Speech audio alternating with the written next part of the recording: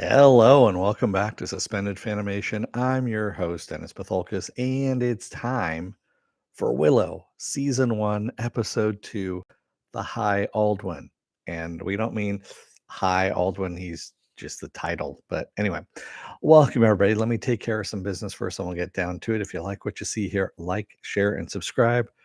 If you're still on the fence about subscribing, take a look at the video that pops up at the very end here. YouTube takes the algorithms of all the stuff you've been watching and tries to match it as best as possible to one of the videos in my vast video library and pops it up here just for you. And if you like what you see there, please hit that subscribe button down below there. Also, if you want to, hit that like button and the share button as well. And if you feel lucky, you can hit that bell down below, and YouTube may or may not notify you when I come on live. Best thing to do is go over to suspendedfanimation.com. Take a look at the schedule I have up there. I change it every week, and I mostly stick to it. There's also all the links to my social media there and all the links to my pages as well. Also, all the stuff that's going to be coming up, well, a good portion of stuff that's coming up geek-wise, that mostly I'm going to be covering, but also stuff that I'm probably not going to be covering, like, third season of Picard and stuff like that is up there as well. So, with that said, spoiler alert, I am going to spoil the episode. If you have not seen the episode, go and watch it. Come on back. This will be a video you can comment down below in the comment section. Give you enough time to hit pause, go away, whatever you need to do. All right.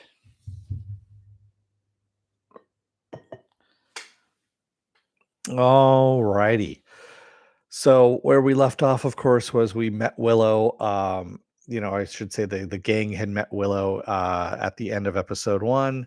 Episode 2, we see kind of what the bad blood was between Sorsha and Willow, how that came about. And Willow actually had tried sneaking into the kingdom. Well, he walked into the kingdom, I should say, and was talking to Alora when she was a child and says, "Hey, do you remember me?" And she's like, "Yes, I do." And he was basically trying to lure her out of the kingdom to go and teach her magic is what was going on. And of course, she ran screaming from him, and that led Sorsha to basically tell Willow that he was not a great sorcerer and never would be. So yeah, he's kind of crushed at that point. And also, Laura doesn't know any magic. And at one point, he tells Sorsha, he goes, the little bit of magic that Alora has in her, if it's not nurtured, it's going to wither and die. And basically, our only hope that we have of defeating the crone, which we now find out is the name of the big bad in this one, who is what the prophecy was all about, was that Alora basically Laura was the one that was going to defeat the crone, and that's the whole thing. But also Willow has a vision of him waking up on a battlefield with everyone around him dead, which is another vision which happens in the future. So he's got that, both of those things going on. So we end up meeting the Nelwyns. The Nelwyn village has been destroyed. They now are living underground. We get to meet Mims, who is, Willow's daughter. Remember, Willow had a son, a daughter, and a wife. Well, the son and wife we don't see anymore, and we get the idea that they've been killed. And it looks like the crone has been killing people here and there. Yes, exactly, Penn. The actress playing Mims is actually Warwick Davis's real life daughter, and I believe she was actually the little girl in the original Willow as well. So I think she's just replaying the role. Is what's going on. Oh, his son worked as his body stunt double. Okay, I didn't know that.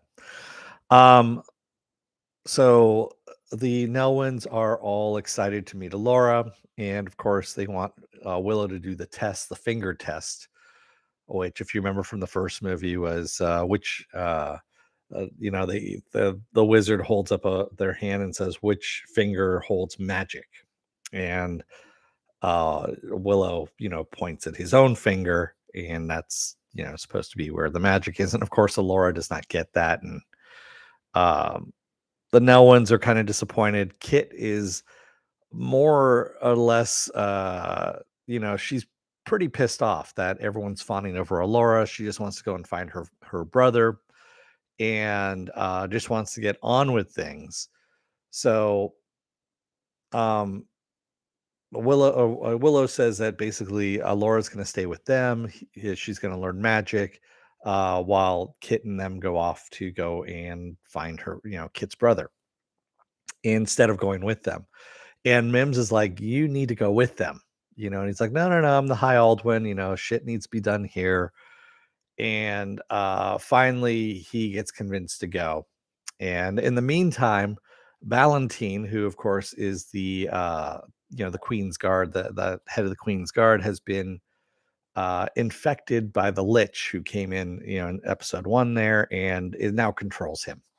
And so Valentine is out looking for Alora, and infects the other guardsmen that are with him. And so they're now all evil. They're all looking for Alora, and shit's going down now at this point. So as they are traveling, Willow is trying to teach Alora magic. She is pretty bad at it, but again, he is bad at it as well. So nothing's really happening. And as we are,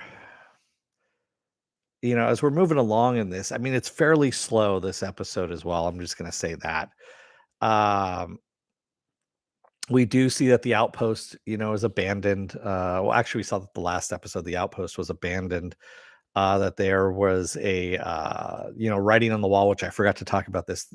We see the writing is literally on the wall of the bad thing that's coming.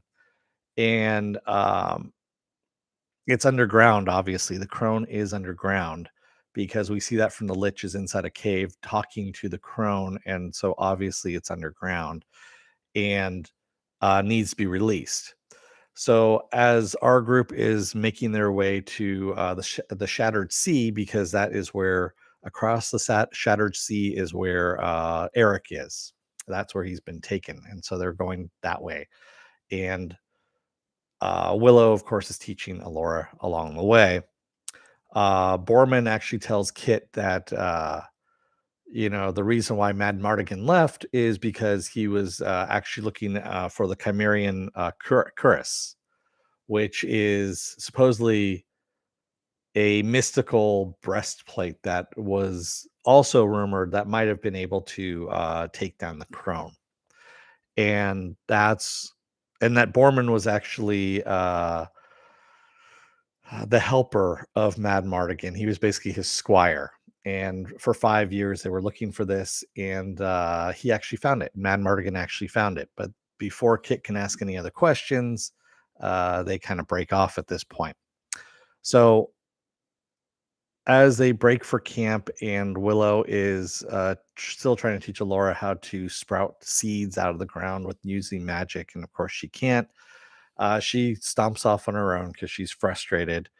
And we end up having Graydon talking to her, and Graydon, as you can see, is starting to actually fall for her. This is already telegraphed like way on, is that Graydon is going to be falling for Alora. Kit is, of course, going to wind up with Jade. We see all this. It's actually fairly heavy-handed. The I'm going to say this right now: the writing's bad. The writing has been bad since the first episode, but it is what it is at this point. This is uh, it's a badly written show. It's mostly nostalgia for more than anything else, and yeah, that's where I'm going with that. So at the end of this, the evil Ballantine ends up catching up with the group, knocks out Alora in the early hours of the morning, and just as she's trying one last incantation, she's pissed off. And as he takes her, we see her berry bush spring up out of the ground, and actually like full on spring up, and produces berries, all this kind of stuff. And that's where we leave off on the episode. So yeah, I mean, hopefully we move a bit forward more. I don't know. This thing needs to actually pick up quite a bit. It feels like it's dragging out because it's really slow. I mean, there's 8 episodes in this season. I'm just looking at IMDb right now. There's 8 episodes in this season, and really there should probably be only 6. Uh, the writing, like I said, is there's not enough writing to fill in 80 episodes. That's really what it is. At this point, this should have been one episode. Both episode 1 and episode 2 should have been one episode, and we should have just moved it along. But no, we're stuck at episode 2 now. Yeah, I don't know. Um, we'll see how this goes. I mean, if I make it to episode 4 and I still feel this way, then I'm probably gonna end up, canning it.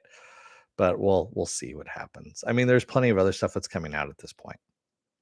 Penn says definitely nostalgia, and I feel like they geared it to a young audience instead of those of us who watched the original, but I'm enjoying. So Penn, I feel I was too old when this came out.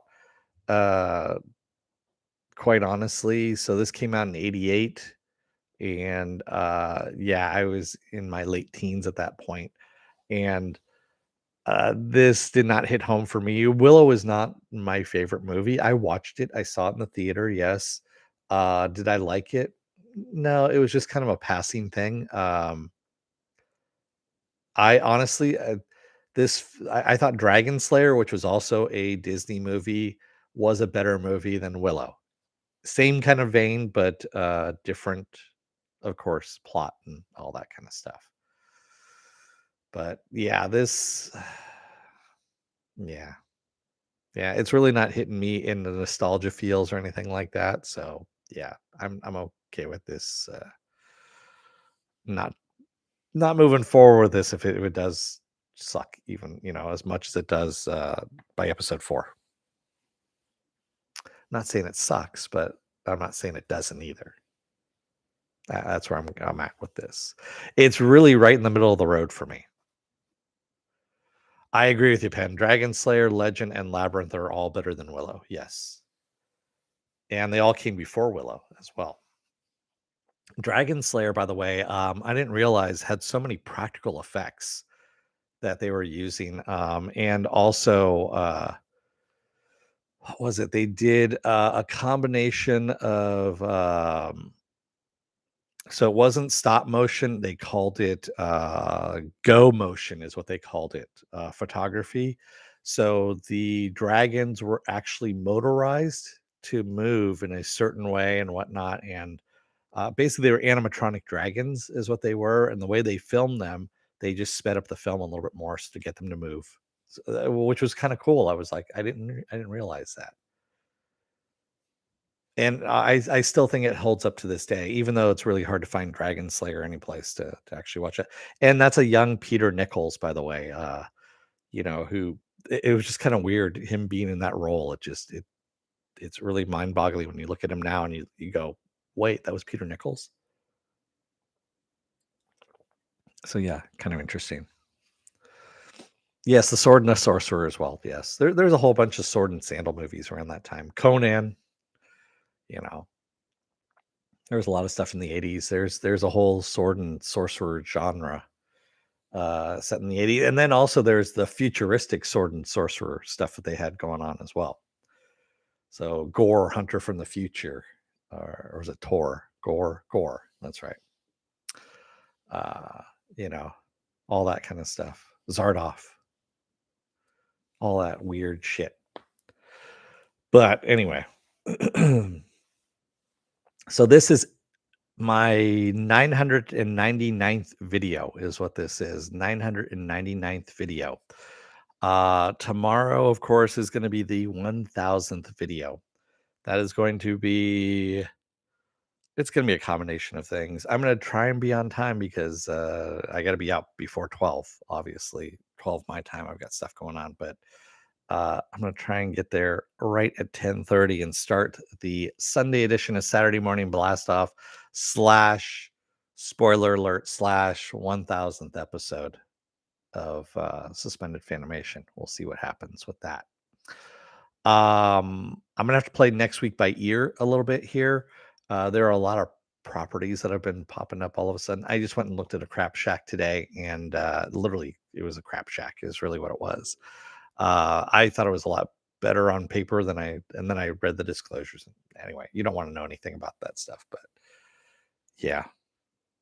So yeah, that's where things are going at the moment. So what I'm trying to say is take a look at the schedule. That's where you're going to know where I'm going to be on, or if I'm not going to be on at that point. God, I remember Lee Horsley. Lee Horsley, what was it? Matt Houston is what if anyone remembers that show, Matt Houston. I don't even know what happened to Lee Horsley. What in the fuck happened to him? I mean, he just kind of disappeared off the face of the earth. There we go. Lee Horsley. Doesn't say what happened to him. So he was born May 15th, 1955, and then nothing. So don't know. Well, I'm looking at it right now. Sorry, that's why. Has hunted all over the world, including Africa and Argentina. Wow, that's great. Spectacular. Yeah, anyway. Yeah, don't know where he's at. So, with that said, I'm going to let you guys go for the night. Thank you to everybody joining me tonight in the chat, and thank you if you made it this far in the video. If you're still on the fence about subscribing, take a look at the video that pops up at the very end here. YouTube takes the algorithms of all the stuff you've been watching and tries to match it as best as possible to one of the videos in my vast video library and pops it up here just for you. And if you like what you see there, please hit that subscribe button down below there. And if you can, also hit that like button, the share button as well. And if you want to know when I'm going to be on live again next, go over to suspendedfanimation.com. Take a look at the schedule I have up there. I change it every week. Also, I have all the links to my social media there and all the links to my pages and all that kind of stuff there. And plus, also the schedule and future stuff is up there too. There's a lot of stuff on there. Go take a look. Thanks, everyone. I will see you tomorrow for the 1000th episode of Suspended Fanimation. Until then, don't let the door hit your ass on the way out. Otherwise, you may realize that you don't contain as much magic as you think you did, because it may be stunted because you haven't used it in a while. And, we all hate when that happens. It happens when you get older too. Thanks, everybody. I will see you again tomorrow. Have a good rest of your night. Stay safe, be well, take care, wear those masks, get those vaccine shots, get the boosters as well. It doesn't work without the boosters.